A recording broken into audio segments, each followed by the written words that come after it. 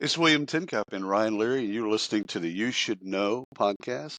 Today we have Phil on, and we're going to be talking about how do you address the leadership that was before you. If anything went wrong, especially in controversies or things that happen that maybe you just have no control over, how do you deal with it? And Phil's an expert. He's also got some great stories there. During pre-show, we talked a lot about safety and great stories there as well. So we might actually be The talking about lack some of safety stuff. fingers. Lack of fingers. Phil, how many Uh, fingers do you have? yeah. Yeah, well, I'm good. I'm good. So, Phil, do us a favor and introduce yourself. Great. Well, it's great to be here. Thanks very much. Sure. I actually run a company called Eagles Flight. We operate out of Canada. We're in about 20 different countries around the world. And we specialize in leadership development and culture transformation, but we do it in a way that is really fun. You know how you go to class and you get lectured at and you don't remember it and it's boring and you don't really learn that much. So we bring experiential learning to the training, and you get involved in some really fun activities, and then we debrief them and you learn by doing.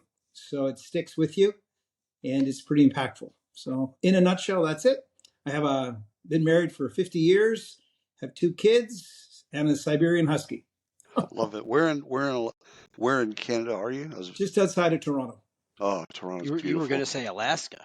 I was going to say Alaska. I was this close. Oh no, folks! no. I was this close, and then I thought of Toronto because Toronto in the summer is gorgeous. It is. In the winter, it's cold and wet. But in the summer, not my favorite city to visit. Actually, I grew up in California, and when I got married, I said to my wife, "Let's move down to the States." You know, it's always in your bones. And she says, "No, I'm from Canada. We'll stay here." So here we are.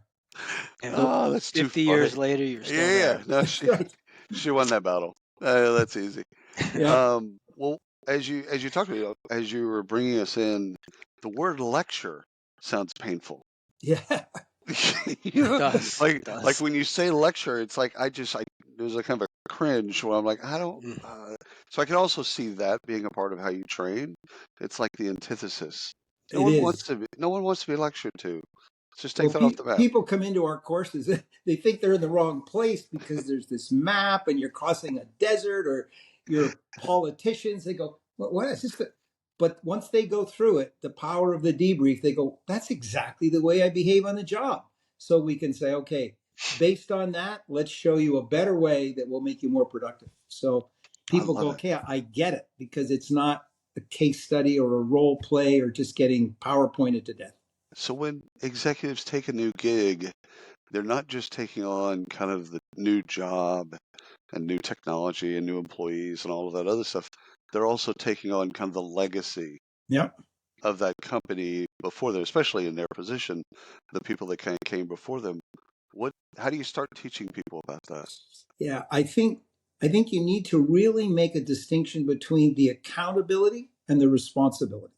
Okay. So if I take on a role and I don't like the culture that I've inherited, or I don't like the way in which we're dealing with the customers, or I feel that the processes are inefficient, that is not a result of my accountability. I didn't commit to that. I inherited that. So for a leader to come in and say, well, that was my fault, it doesn't make sense. Now, you can't say it's not my fault and therefore I can't deal with it. Right. But your new accountability is to say, okay, we don't like the consequences of the decisions that were made. My accountability is to deal with consequences. So I think that is really important, because otherwise you take on a sense of responsibility that is artificial.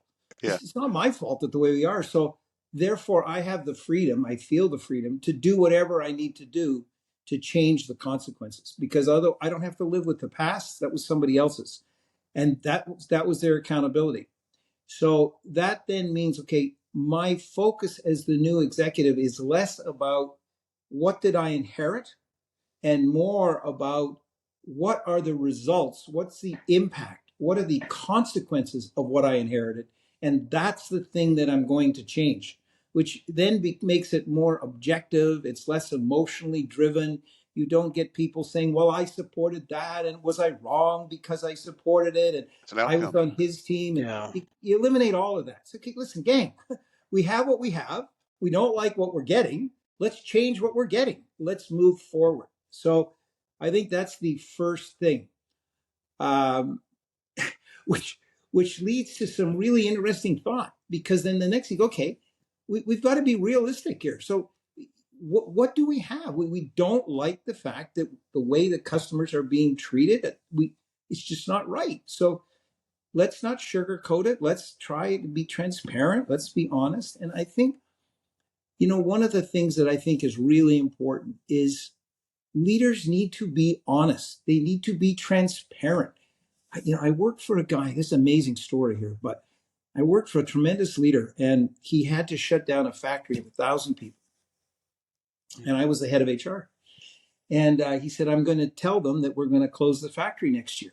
I said, you can't do that.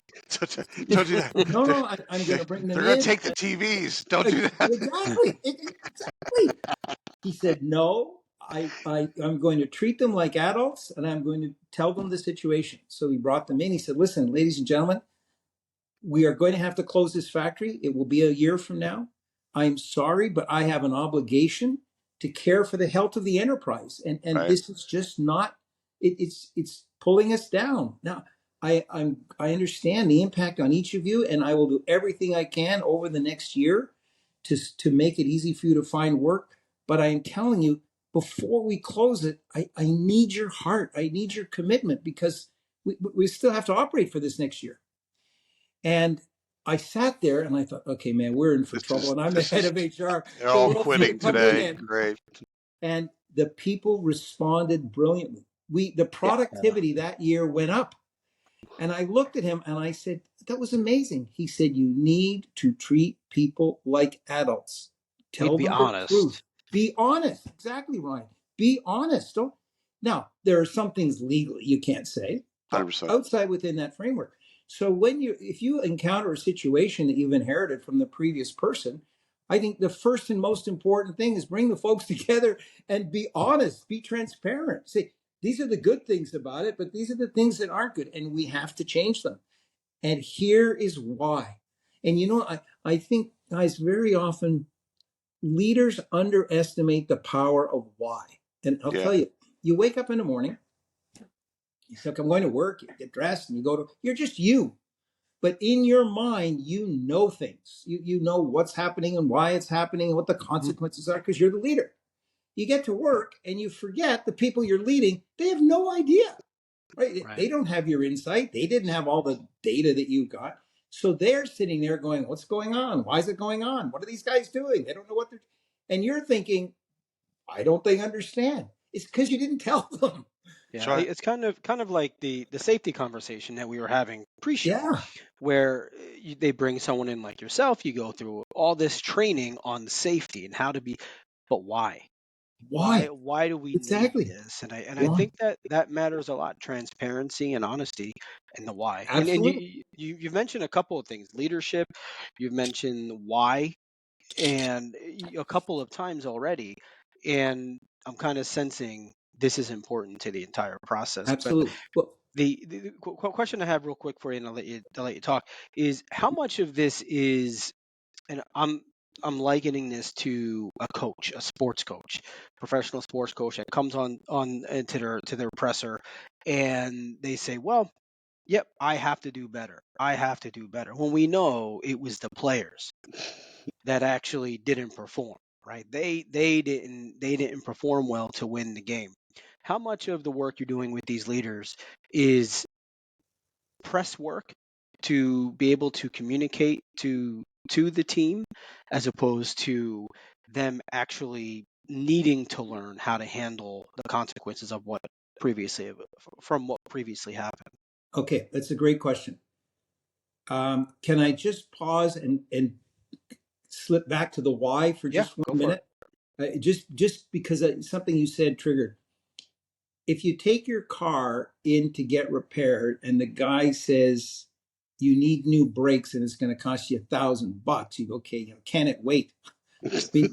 100%. If the guy says you need new brakes, it's going to cost you $1,000, and if you don't, your Yeah, brakes are going to fail in a day. You go, okay, I'll yeah, pay the money. yeah. Right. Rationale, So you being given understand the why, you understand the changes the consequences. way people respond. And Genius.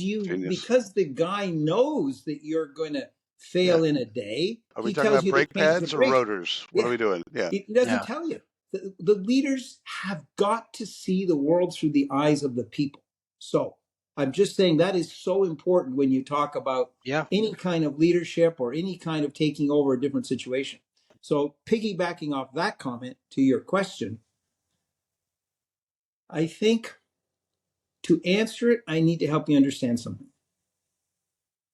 Every organization is concerned, every leader and executive is concerned about results. That's it. It's all they care about, results. You go to the board, it's results. The shareholders, results. So organizations are driven by the need to produce results, whether it's profit or safety or environmental responsibility, Hmm. whatever it is. So if that is the case and you put pressure on results, it's not really a significant way to address the problem. Right. You need to We step need back more. We and need more. realize Yeah. exactly. Everything that happens in a company happens because of what people do. So forget about results. Results is a byproduct of behavior.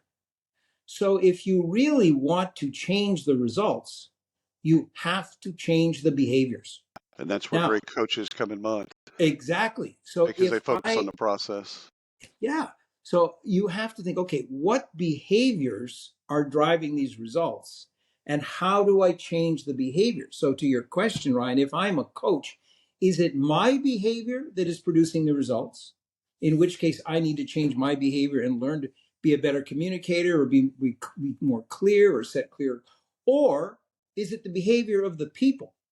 And I'll give you an example. One of the things that's very, very difficult in organizations is to get the full potential of the workforce. How do I get people to give me their all?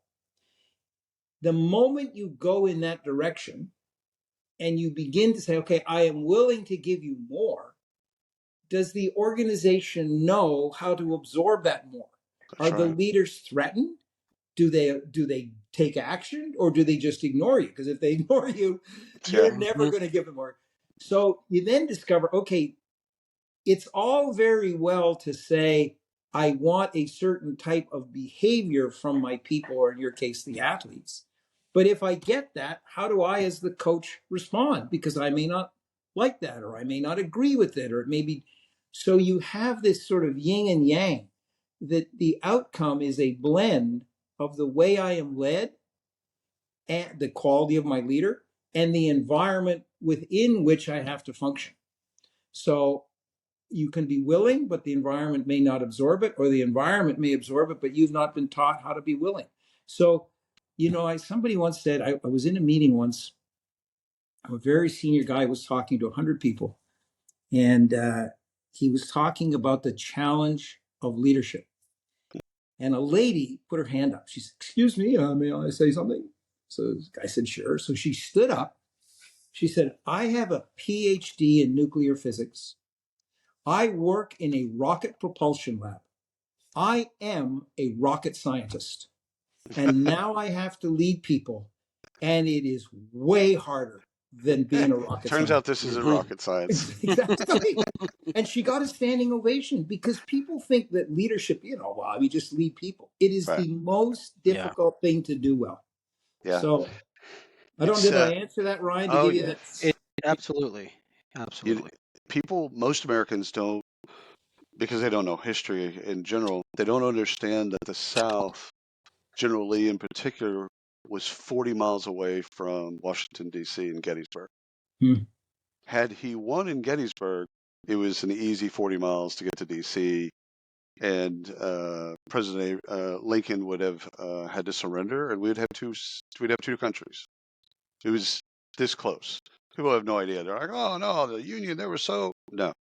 Hmm. In later in the war, yes, they had more people and more guns. And, okay, but there was a moment at Gettysburg where had Lee taken your advice of just explaining the why. Because when they went up Pickett's charge, charging up the hill, had he explained it to the other generals, just the why, then they would have understood, okay, the war is this. We've been winning the entire summer. All we have to do is fight another 40 miles and we're done. It's over. We can have our own country. The other people can have their country. We can do whatever we want. He didn't explain the why. And so his generals didn't believe in what they were doing. Neither did everyone else. So the question is, so that's a history lesson for everybody. Just kind of go back and look at Gettysburg, because it was this close. Now, why I bring up the history lesson outside of just it's fun to teach people history is the why is the leadership communicating, like you said in that instance with breaks. But then I want to see what you think about the watershed of everyone else understanding the why, what the military calls clear intent. So the military operates a little bit different than corporations, because everyone knows the mission. It isn't just the generals. It isn't just the lieutenants or whatever. It's everyone knows the mission. Yep. Everyone knows the missions. They know what exactly they're supposed to do in a modern military. But in modern corporations, the frontline people have no idea what the mission is, or what the why, I guess is a better way of phrasing it. So how do you, once you teach, especially the leadership team themselves, how do they take that? What's your approach, or what's your take on taking what they've learned and then moving it throughout the organization? Yeah, that's a great question. It's a great question because it gets to the heart of what the difference is between a great leader and a mediocre leader. You cannot just explain the why. Right. So there are 5 things you have to do. So it's more than you want to know. No, there's 5 this is exactly what I want to know.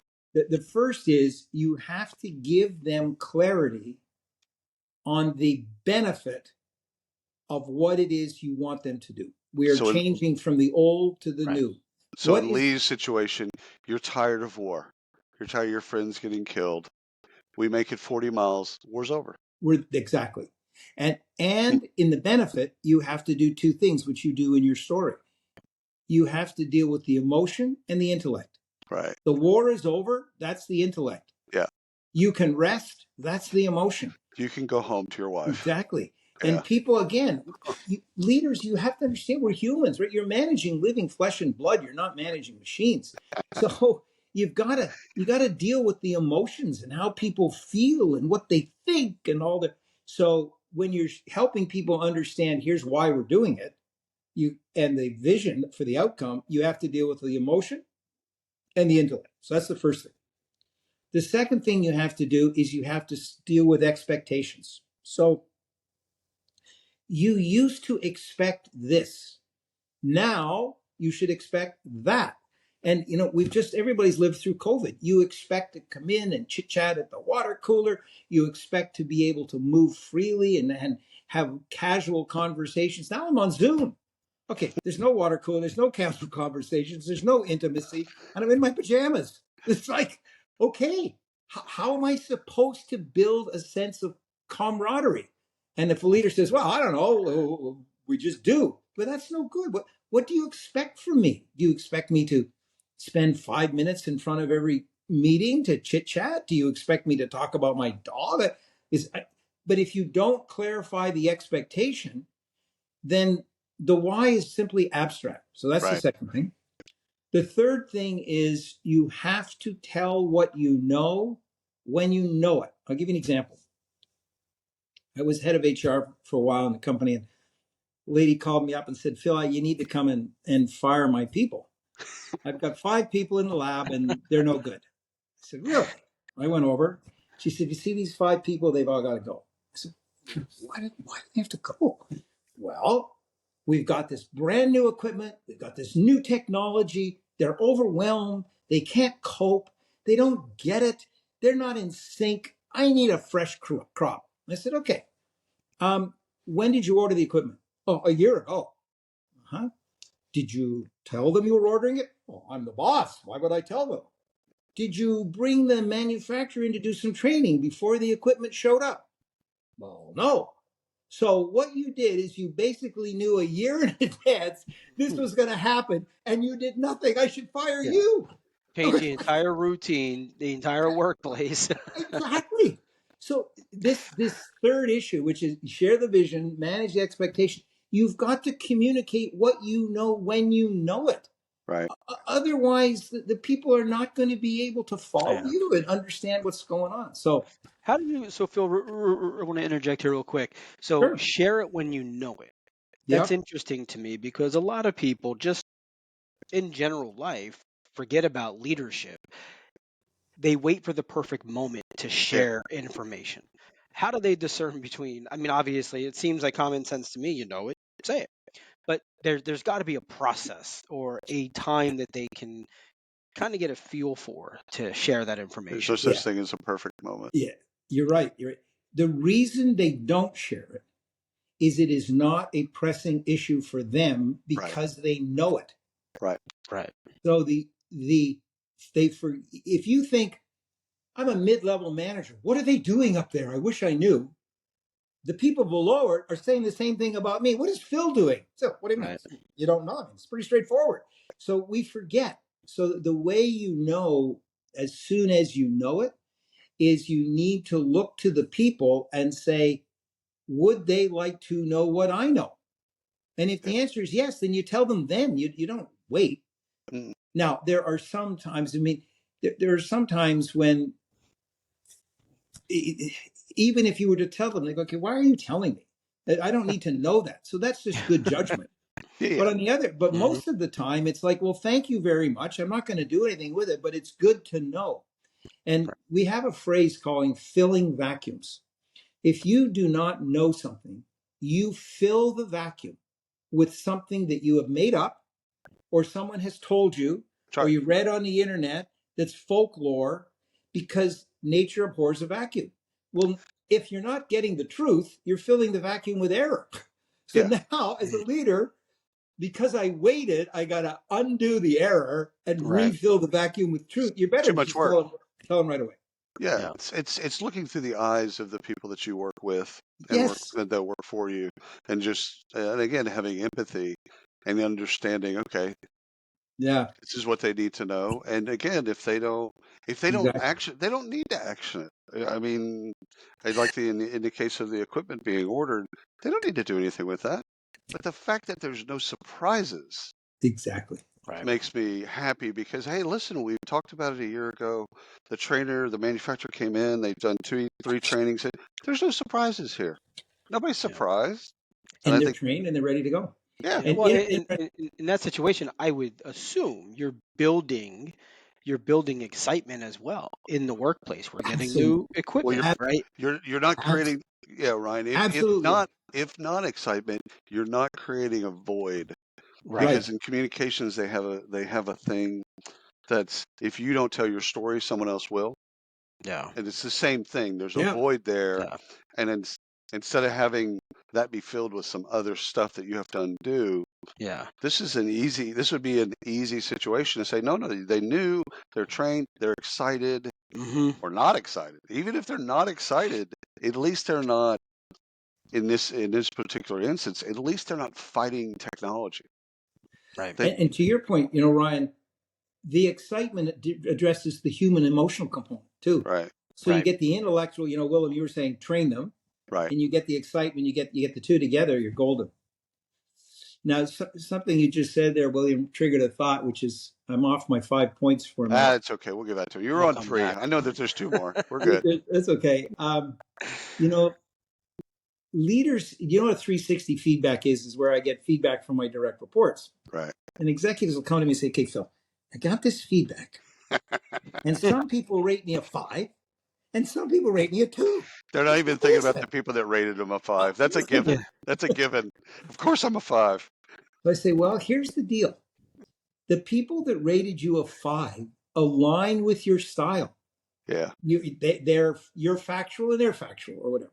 The Right. people that rated you a 2 do not align with your style. They like lots of detail and they like to talk about it, and you don't like that. Right. So your styles are incompatible, and therefore they rate you as less effective. To which the leader will say, yeah, well, I don't know what I should do about that. I go, well, then you should get out of leadership, because the issue of leadership, you must learn to adapt your style to your various types of folks that you are leading. Which They're means not you going have to to, adapt to you. which means you Yeah. also have to know how they want that. Exactly. How do you want You, your feedback? I How was just I was exactly? just gonna say that. How Exactly. do you want your Which feedback?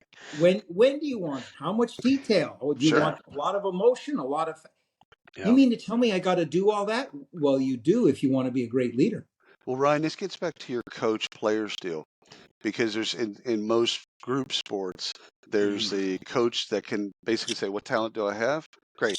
Now create a style and then go." And then Right. there's also coaches that they have a process, they have a style, and either players fit it or they jettison them. Right. And I think the most effective coaches over time and also all kind of group sports are the ones that basically look at the talent and go, "Okay, what do I have? Okay, Yeah. yeah, I can work with this." Or you accept what you have, Right, knowing that some of them you're not going to get your best work from. Then I go, okay, right. but that's irresponsible. The board is paying you to get the best work out of everybody, so adapt. It's Yeah. like, How Yeah, many Phil? How many leaders misunderstand their role, like you to the you could core? have just stopped Misunderstand. that at leadership. Yeah. I would They say and what I mean by that is how many like they come in and they say, I need to increase revenues by X amount versus and We I don't really care about we the need people. to. We, right? Versus a leader that comes in and says, I'm really going to care about my people. The board's there. I get it. We're going to do it this way. Of the leaders you work with, where do they fall? 80% are in the I don't really feel my job is to release human potential. 100%. That's Maybe even sad. 85%. That's I a shame. spend more of my time saying your job is to release human potential than it is to be a good communicator. Yep. Because if I see your potential and I release it in the company, I get ideas, I get innovation, I get involvement, I get contributions, I get improvement, all of which drives the organization forward. Now, Right. I need to be a good communicator. I need those things too. But those are weapons that I use to enable me to let you be as good as you possibly can be. So that is that's like the holy grail of leaders. The greatest leaders are more concerned about making you great and how do they do that than anything else. But that's few and far between. And it's not their fault, because Mhm. typically if you're a leader, let's take an example, right? I start my career and I'm working out on the highway and I dig the ditches. And then I get promoted, I get to operate the backhoe. Well, that's cool. Now I get to actually teach the guy that's doing the ditch digging. Then I get promoted again and I get to hire the guys working in the backhoe. And I get to do a little bit of analysis. So over my career, I get promoted because of the things that I do with things, not with people, but with things. And then all of a sudden, I become a relatively significant leader. And now I'm spending more time managing people than things. Mm. But how did I get there? By being good at managing things. Yep. So I apply the same principles that made me good at managing things to managing people. Tell you what to do, fix this, do that. But people are not machines. So my career now, as I get promoted, I'm using skills in my early career that have no relevance to what I now need to do as a people leader. So I meet a senior executive, I say, you need to release the potential of your people. They go, what? I just need to get them to produce more. No, you get backhoes to produce more. So they don't understand that. And the way to solve that problem is to start your leadership development right away the moment you promote the guy from ditch digger to backhoe operator, because now he's got to lead. You've got to begin to train how to lead people, just like you train people. How do I operate a small backhoe, bigger backhoe, group of but that doesn't happen. So it's not really the leader's fault that they're not focused on releasing human potential. Mhm. They've never had a great leader. They've never seen it modeled. They know no differently, and they've been promoted for being good at managing things. So, okay. So you got to bring someone in to say there's a better way. And they go, all right, show me. If you can show me. Yeah. What they don't understand is they are missing huge productivity in the company by not treating people like people. Yeah. It's That's the unlocking potential. It's the watershed too. So you're exactly. teaching your Yeah, leaders, they're teaching the people their subordinates, and it goes all the way down to the cascades frontline down. people. Yeah. Cascades down. You Now want you my meant, other two principles? yeah, let's go for it. Yeah, why not? No, no, no. Let's finish it out. No, but Here's just the thing: because. if we don't, Ryan, we're gonna get emails from people like, "What are the No, other no, two no, things Phil no. was What are supposed the to other say?" two? Well, it just makes because you need to complete the package. So I understand. I understand why we're doing what we're doing, and I'm clear on the vision. I know my expectations. You're telling me what I need to know. But practically speaking, every single day, what are my priorities? Because they are shifting. Right. Now, the answer that most leaders do is, well, do what you need to do.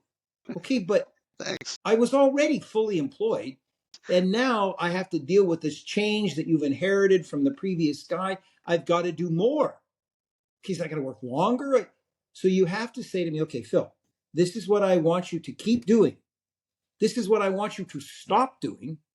And this is what I want you to start doing. I'll give you a great Stop, start, continue. Yeah, stop, exactly. start, continue. We met once many years ago with a group of folks, and we celebrated one lady who had adopted some new software, and she was the model across the country. And we went out and said, you've done a great job. You're the model. We want to tell people how well you did. She said, well, thank you very much for the accolades, but I hate your stupid software. She said, Yes. well, I'm a single mother. I used to get home at 5 so I could care for my daughter. And now I get home at 6 because of your stupid software. And the leader said, but why is that? She said, well, it takes me an hour to do what I used to do using your software. And it takes me all day to do the way I used to do it. So I do it the way I used to do it. And then I do it with your new software. And the boss said, well, why are you doing it the old way? She said, I was never told I could stop. I don't want to let my customers go. And it was like, are you kidding me? Are you kidding? But she was a relatively junior person. Yeah. She's never been told stop. So she was doing both. Yeah. And it was like when I heard that, I thought, okay, Wow. we missed that. You got to tell people, okay, stop doing that. Yeah. Otherwise, Yeah. their priorities, they'll make them up for their, and so you're in trouble. So that's the fourth thing. And the last is, this is not one and done. You gotta be doing it. You gotta keep communicating, keep dealing with expectations, keep dealing with the prayer. You gotta stay with it until the world that you inherited is gone and the new world is in place. Right. It doesn't happen because you were a great leader for 2 months. Typically, it will take you a while to get where you want to go if where you started from is not where you want to be. Well, and also that assumes that that's a reachable destination, meaning you might not ever get there. Yeah. I You thought I was know what going I'm to say, saying? is Like, success reachable here? because of circumstance and because things change, you might want to be constantly innovating. So yeah, you get to where the static state of, okay, you're not doing what the previous regime did, and you've resolved that. You're doing everything that you want to do, and the team is, they get all 5 things, great. But there could be innovation on top of that. Absolutely. And you build it, you keep going. And you But just keep going. it's more, how do I transition from the old Right, to the new? right, And right. now the new is the beginning of the future. And That's you right. just keep, You just keep Yeah. innovation. Last question I have for you, Phil, is you mentioned experiential learning, which I know what that means, but I don't think the audience has a full grasp of kind of that type of Yep. learning. So tell us a little bit about it. All right. Okay, let me see. I have about 4 hours now. No. You got 4 minutes. You're good. Just give us the Cliff Notes version. Experiential learning is I put you into a situation, think of Right. it as a game. Maybe I'm racing across the desert, or I'm in the Old West, or I'm managing a really cool sailing company. But there's a lot of tactile things. There's decisions that I make. I'm interacting with 5 or 6 people. I have maybe money that I can spend to buy things. I maybe have customers, but really I'm just playing a really cool game. And you would think, and people think, okay, that's just a phenomenal game. Yeah. All right. But embedded in the game are all the things I want to teach you. And I'll give you a quick example in a moment so that you don't realize that. and you bring to that game who you are. You're not. It's not a case study. It's not a role play. And as a result, you get a consequence, the score, Right. and the score is inevitably less than it could have been. So then we debrief and say, why was it less? And they go, well, because we rushed, we didn't think ahead, we didn't plan, we whatever. Okay, is that how you work at the job? They go, yeah, it is. So let us show you how the game was designed to replicate your world. It's really a metaphor. Right. So we have about 40 of these, depending on the need. And I'll give you a quick example because it'll highlight it. In one of them, you have to cross the desert and you have to buy food and water, and there's sandstorms and superheat. But you have a limited amount of time. But there's this old guy back before you leave, and he says, I can tell you about the desert. I can tell you about the desert, but I'm lonely. So you're going to have to spend time talking to me. Nobody talks to them because they want to get off into the desert. So at the end, we said, okay, guys, you didn't perform very well. Why didn't you talk to the old guy? Well, it was going to take time. Okay, let me put that in different language. There was information available to optimize your success that you chose to ignore. Yeah. Is that true on the job? And they go, Institutional knowledge. Sense, yeah. Exactly. So it's okay. So now, because they went through this 2-hour game and they rejected the old man's input, now I have common language. So for the rest of the day, I can say, who's the old man in your organization? What information should you be using? And people go, okay, you're right. So that's experiential learning. I love it. This I has love been it. so great. Phil, we could talk to you for hours, but it turns out you got like a job and some things to do. But thank No you so problem. much for coming on It's a pleasure. and actually and really helping our audience. I appreciate you. Yeah. This You're is welcome. a good Thank you very conversation. much, gentlemen, for having me.